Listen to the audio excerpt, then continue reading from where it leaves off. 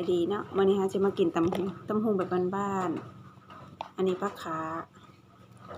พี่น้องมากินน้ำกันมาเด้อนี่ข้าวน้ำกันข้าวเช้าได้เนี่ย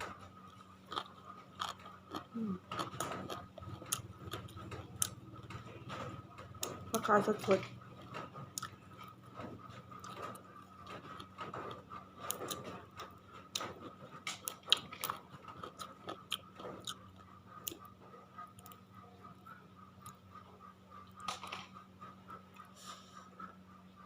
เด้อพี่น้องเด้อ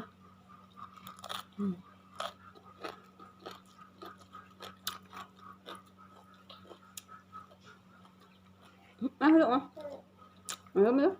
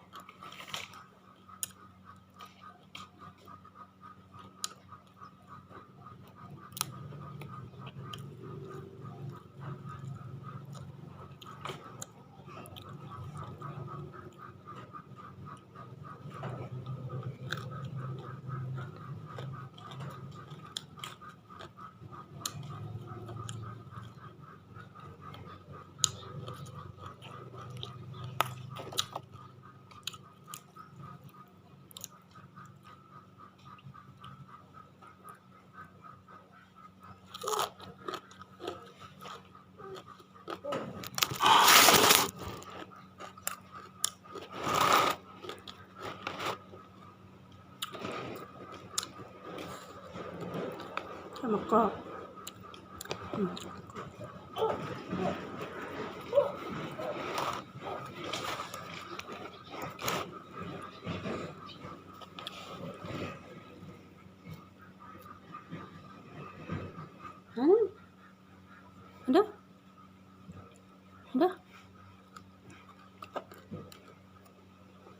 เด้อมาได้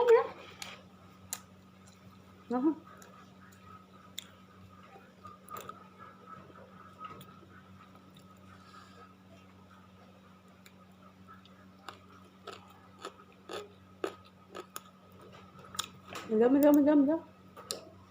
มันเด้อ